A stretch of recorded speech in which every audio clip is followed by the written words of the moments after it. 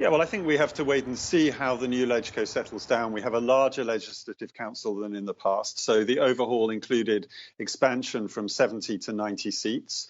We have 40 of those seats filled by the election committee, which is a committee with 1,500 people who vote in those 40 legislators. Only 20 of the seats are directly elected in geographical constituencies, and the remaining 30 are functional constituencies representing sectoral, business, professional interests, labour, social work, and things like that.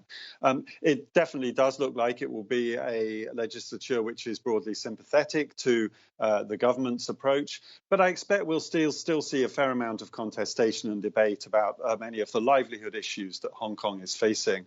There's some big issues on the agenda, from housing to poverty to wealth inequalities to dealing with the environment. And we saw in the run-up to the legislative elections, quite heated debates among some of the candidates in some of the constituencies over the way they would deal with some of those issues. So I expect we could be seeing a more lively politics in Hong Kong than many people might have thought would happen after this electoral overhaul.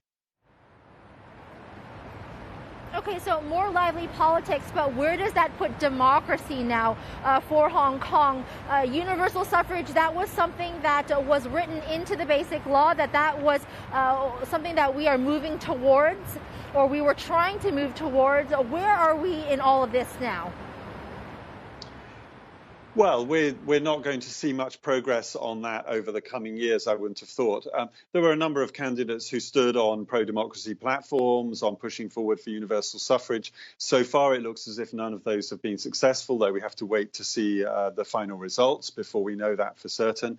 But it does look like the pro-establishment candidates who are focusing more on livelihood issues, social issues, are going to dominate the legislature. So I expect we're not going to see much progress on political reform. I think from Beijing's perspective, this is part of the plan. They saw a greater radicalization of Hong Kong politics over the last 5 or 6 years since the Occupy movement in 2014.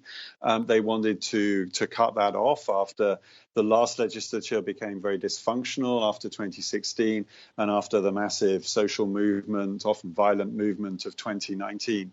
So I think we're seeing a new politics in Hong Kong.